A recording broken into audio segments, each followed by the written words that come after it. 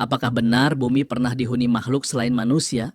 Dalam mitologi Arab kuno beredar kisah tentang bangsa Nisnas, entitas aneh setengah manusia setengah binatang yang konon muncul sebelum lahirnya Nabi Adam. Cerita-cerita rakyat dan tafsir kuno mempertanyakan keberadaan makhluk ini. Dalam video ini kita akan menelusuri asal-usul, mitos dan makna simbolik seputar bangsa Nisnas, serta apa yang dikatakan literatur klasik Islam dan cerita rakyat Timur Tengah tentang mereka. Dalam literatur Arab kuno, Nisnas disebut sebagai makhluk mitologis. Kitab Al-Hayawan, buku binatang, karya Al-Jahiz, abad 9 Masehi, misalnya menuliskan bahwa kaum Majusi, Zoroaster, meyakini Nisnas sebagai hasil persilangan antara jin jenis syekh dengan manusia. Dengan kata lain, Nisnas digambarkan secara harfiah campuran antara jin dan manusia. Penerjemah cerita 1001 Malam abad ke-19, Edward Lane, menggambarkan Nasnas sebagai setengah manusia dengan setengah kepala, satu tangan, dan satu kaki yang selalu melompat. Ciri fisik inilah yang membuat sosok Nisnas mudah dikenali dalam kisah tradisional Arab. Beberapa sumber geografi dan zoologi klasik lain seperti Yaqut Al-Hamawi, abad 13, atau Zakaria Al-Qazwan juga menyebutkan keberadaan makhluk sejenis, seringkali ditempatkan di wilayah Yaman dan pulau-pulau sekitar. Meski asal-usul kata nisnat sendiri samar, deskripsi yang diwariskan menegaskan ciri khasnya. Makhluk setengah jadi tidak utuh seperti manusia pada umumnya. Dalam beberapa penafsiran disebut pula bahwa syekh, sejenis jin rendah setengah jadi, adalah orang tua dari Nisnas. Dengan demikian, dari literatur klasik dapat diambil gambaran bahwa Nisnas adalah entitas mitos yang teramat dikenal dalam lore Arab kuno, mewakili sosok hibrida antar alam manusia dan gaib. Menariknya, dalam sejumlah cerita rakyat, Nisnas digambarkan memiliki kecerdasan seperti manusia, namun lebih liar dan tak terkendali, menunjukkan bahwa mereka bukan hanya sekadar makhluk cacat fisik, melainkan juga simbol ketidakseimbangan batin. Beberapa kisah menggambarkan mereka berkomunikasi satu sama lain dengan suara aneh yang menyerupai desisan atau siulan, seolah berasal dari dunia yang berbeda. Hal ini memperkuat anggapan bahwa Nisnas bukan sekadar bentuk aneh, melainkan juga cerminan dari dunia gelap yang belum tersentuh oleh cahaya wahyu dan moralitas. Dalam tradisi Islam terdapat pula anggapan bumi pernah dihuni makhluk selain manusia. Al-Quran memang menyatakan bahwa jin diciptakan dari api sebelum manusia. Quran Surah Ar-Rahman ayat 15. Tafsir klasik banyak menyebutkan bahwa jin adalah penghuni pertama bumi. Misalnya menurut riwayat Ibnu Abbas, yang pertama menempati bumi adalah jin, dan merekalah yang berbuat kerusakan, hingga malaikat turun memerangi mereka. Sementara itu, kisah populer surah Al-Baqarah ayat 30 tentang perintah Allah menciptakan manusia khalifah kerap dikaitkan dengan gambaran alam semesta lama. Ketika Allah hendak membuat manusia, ternyata bumi telah lama dipenuhi jin, dan dalam tradisi Syiah juga Nisnas. Tafsir Syiah menceritakan bahwa sebelum Adam, para malaikat tinggal di langit, sedangkan bumi ditempati jin dan nas-nas. Setelah sekitar 70.000 tahun Allah menyingkap tabir dan malaikat melihat kekejaman kaum jin dan nas-nas, para malaikat pun menolak tugas manusia baru itu. Kisah ini menggambarkan bahwa para malaikat melihat kezaliman dan pertumpahan darah yang dilakukan oleh jin dan nas-nas, sehingga Allah kemudian memutuskan menggantikan mereka dengan manusia. Konsep makhluk prasejarah ini juga hadir dalam kisah lain. Misalnya, Ifrit, sejenis jin kuat dalam Al-Quran, ditampilkan dalam cerita Nabi Sulaiman. Seorang Ifrit menawarkan untuk memindahkan takhta Ratu Sabah ke hadapan Sulaiman dalam sekejap waktu. Dalam teks Al-Quran dan hadis disebutkan Ifrit adalah Ifrit di antara jin yang sangat besar dan sanggup melakukan tugas luar biasa. Dalam folklore Islam, Afarit jama' Ifrit digambarkan sebagai roh kuat dari dalam bumi, terbuat dari asap dan api. Umumnya bengis dan jahat. Sementara surah Al-Hijr ayat 27 juga menegaskan penciptaan jin sebelum Adam. Tafsir-tafsir banyak menghubungkan kehadiran jin di bumi dengan kiamat yang lalu. Beberapa ulama klasik juga menyebutkan makhluk lain sebelum Adam. Misalnya Ibnu Katsir dalam Al-Bidayah wal Nihaya mengutip pendapat. Banyak ahli tafsir mengatakan sebelum Adam ada makhluk bernama Hin dan Bin di muka bumi yang kemudian dihabisi dan digantikan oleh jin, barulah saat itu manusia muncul. Pendapat ini diikuti pula oleh pengamat zaman dulu lainnya.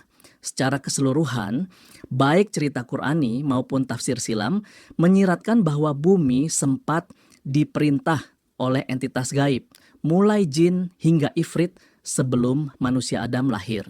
Nisnas dalam narasi-narasi tertentu diposisikan sebagai bagian dari cerita ini, walaupun penjelasan resminya lebih banyak muncul di sumber Syiah. Dengan kata lain, meski bukan tokoh utama dalam Al-Quran, dalam khazanah tafsir dan cerita lama Nasnas dihubungkan dengan periode pra-Adam bersama para jin, menunjukkan hubungan erat antara kisah Nisnas dan teori tentang makhluk sebelum manusia. Kisah tentang Nisnas juga tercermin dalam cerita rakyat dan legenda. Di Afrika Timur, Somalia misalnya, terdapat makhluk serupa bernama Shunguruf atau Hungruf yang digambarkan seolah-olah dapat membunuh seseorang hanya dengan sentuhan, membuat korban hancur dalam hitungan detik. Ini paralel dengan uraian sifat Nisnas dalam cerita Arab yang disebut membunuh manusia dengan tangan tunggalnya dan bergerak melompat dengan kecepatan tinggi. Ada pula kisah kuno yang menganggap suku Ad, dikenal dalam Quran, dihukum Tuhan menjadi makhluk separuh binatang karena kesombongan mereka. Sebagian cerita menyebutkan orang-orang itu disulap menjadi Nisnas agar lompat seperti burung dan memakan rumput seperti binatang. Di zaman modern, popularitas legenda ini malah terkadang dibumbui spekulasi tak ilmiah. Beberapa media bahkan menautkan artefak misterius dunia nyata dengan peradaban pra-Adam. Misalnya diklaim bahwa lukisan dinding gua dan artefak kuno sulit dijelaskan secara logis. Patung-patung raksasa di Pulau Paskah atau piramida Mesir disebut sebagai peninggalan bangsa purba yang menguasai teknologi canggih. Ada pula yang mengaitkan legenda Atlantis Plato dengan bangsa Nisnas, menganggap situs-situs megalitik di Indonesia, Borobudur, relief Garuda dan Subah adalah bukti peninggalan mereka. Bahkan motif setengah manusia setengah hewan bertebaran di berbagai kebudayaan seperti relief kepala burung di Mesir kuno atau patung Dwi Tunggal di Asia Tenggara dinilai sebagai pengaruh cerita semacam ini. Klaim-klaim ini tentu kontroversial dan belum didukung bukti arkeologi kuat. Banyak sejarawan menganggapnya sebagai mitos kontemporer belaka. Misalnya terdapat cerita modern yang mengatakan sebagian penghuni Nisnas melarikan diri ke laut dan berubah jadi putri duyung atau hidup di dunia paralel. Semua itu lebih mengarah pada fiksi populer. Yang jelas sejauh ini belum ada penemuan fosil atau artefak pasti yang terverifikasi sebagai jejak bangsa Nisnas. Legenda Nisnas sebagaimana dongeng kuno lainnya lebih banyak dikaji sebagai cerita budaya dan moral daripada fakta sejarah. Selain kisah literal, banyak cendekiawan melihat makna simbolik dari legenda Nisnas. Alih-alih entitas nyata, dunia ilmu menafsirkan Nasnas sebagai metafora.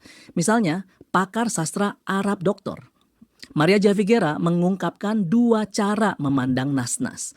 Bisa dianggap sebagai makhluk real, mungkin terinspirasi hewan nyata, atau sebagai sosok fantasi yang melambangkan degradasi moral fisik umat manusia. Dalam pandangan ini, Nisnas berbentuk hibrida antara binatang dan manusia, melambangkan keadaan penciptaan tidak lengkap dan kecenderungan berperilaku binatangiyah. Ia menjadi simbol peringatan teologis, mengingatkan bahwa tak suci jika manusia menciptakan sesuatu setengah-setengah atau menolak fitrah kemanusiaan. Dengan kata lain, legenda Nisnas bisa dipahami sebagai alegori. Tubuh separuh utuhnya menyiratkan bahwa makhluk itu tidak benar-benar manusia dan bukan sepenuhnya hewan, mencerminkan kondisi liminal.